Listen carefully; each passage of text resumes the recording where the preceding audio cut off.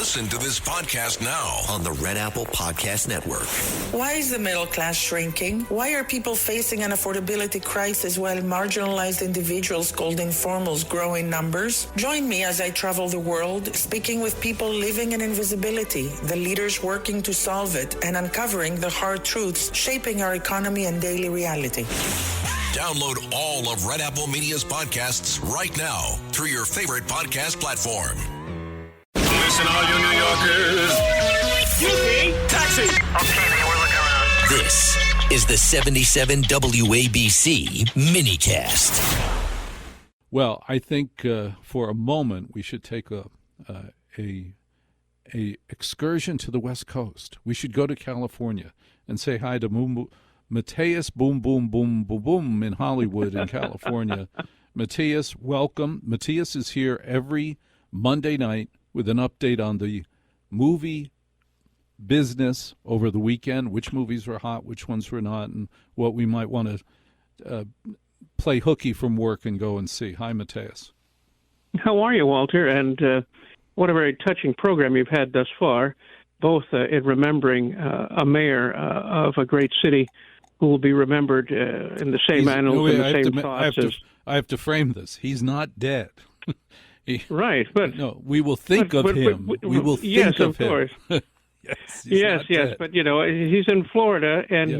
he needs our prayers and support right now. Right. Absolutely, because I think as we think of his career, we will remember him also in the same light as famous mayors of the past, Johnny Walker and certainly Fiorello LaGuardia. When you think of the great mayors of New York, those are the ones that come to mind to me that have transcended their work and become one of the great personalities that makes the city what it is. And certainly Giuliani led a city in the middle of a disaster in such a remarkable, human, and direct and effective way. It was a role model for any public person that works in any capacity, and more should learn from that example. But moving to movies, because that's what we're here to talk about. Yes, you mentioned at the beginning of the show about the Chinese laundry and your wonderful way to ascertain how the economy is by knowing if their racks are full or empty. There was a movie director by the name of Joseph von Sternberg who had a book about his career. He made Marlene Dietrich popular 1 million years ago, and his book was called Fun in a Chinese Laundry, which was a metaphor because he always thought it was amazing how the Chinese laundries could make something that was so messy and result with the neat package you described that your dad would get perfectly wrapped in brown paper with a string on it. And he thought that was an allegory for the movie business because movies are so sloppily put together and sometimes you get a masterpiece. So there's your tie into the Chinese laundry and the movie industry.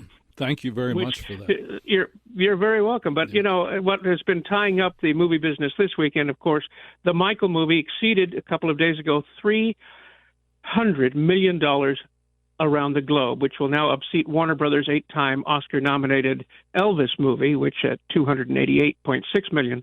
So now it's the number 2 musical biopic of all time, following the $900 million Bohemian Rhapsody, which was also produced by Michael producer Graham King. So that producer seems to know what he's doing. Also in movies this week, we talked briefly on Friday morning on this program about The Devil Wears Prada 2.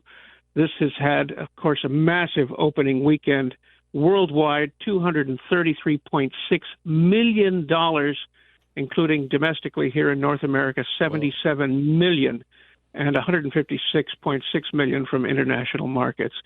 So this marked it the largest domestic opening for a traditional comedy since 2015 and became the 7th highest grossing film of 2026 shortly after release. Now, the sequel, which features Meryl Streep and Anne Hathaway, outperformed the original film's opening weekend. Back in 2006, 20 years ago, that movie opened to just $27.5 million. Of course, ticket prices were slightly lower then, and there has been inflation.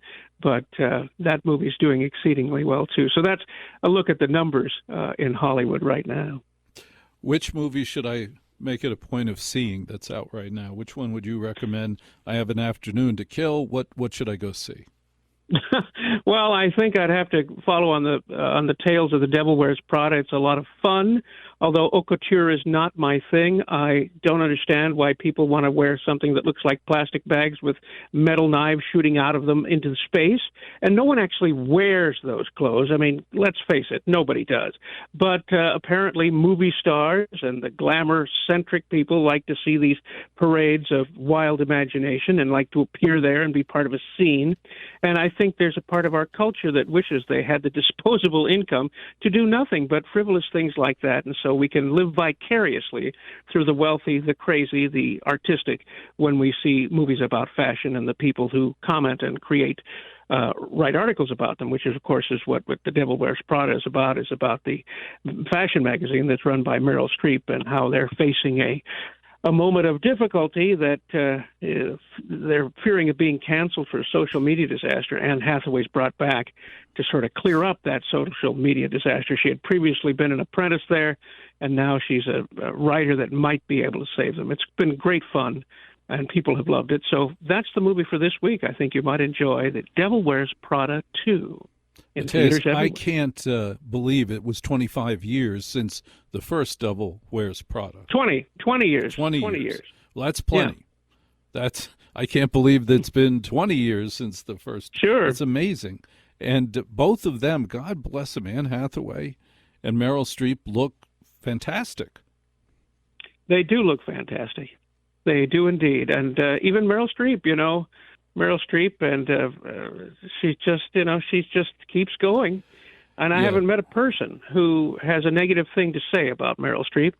I certainly wouldn't add anything negative. I can't think of anything. I mean, going way back to some of her earliest friends' movies, like The French Lieutenant's Woman, that's probably 30 years ago now. Those are movies that made impressions because she seems to know how to make us believe she is these people, and we like to see her do it. Matthias Boom Boom in Hollywood, how do I find you on Facebook? Matthias Bombals Hollywood on Facebook, Walter. That's MATIAS BOMBAL 'S Hollywood, just like the city, on Facebook. Thanks so much, Walter. Thank you, sir. Let me tell you about ProHealthConnect.com. It's transforming healthcare payments, providing retailers a seamless process for over-the-counter and healthy benefit programs. By connecting retailers, health plans, and payment processors, ProHealth Connect creates one powerful, unified network. They empower independent grocers and pharmacies to accept health benefit cards without changing how they do business. With over 10,000 locations nationwide, helping more than 1.3 million people access the care and nutrition they need. Go to ProHealthConnect.com.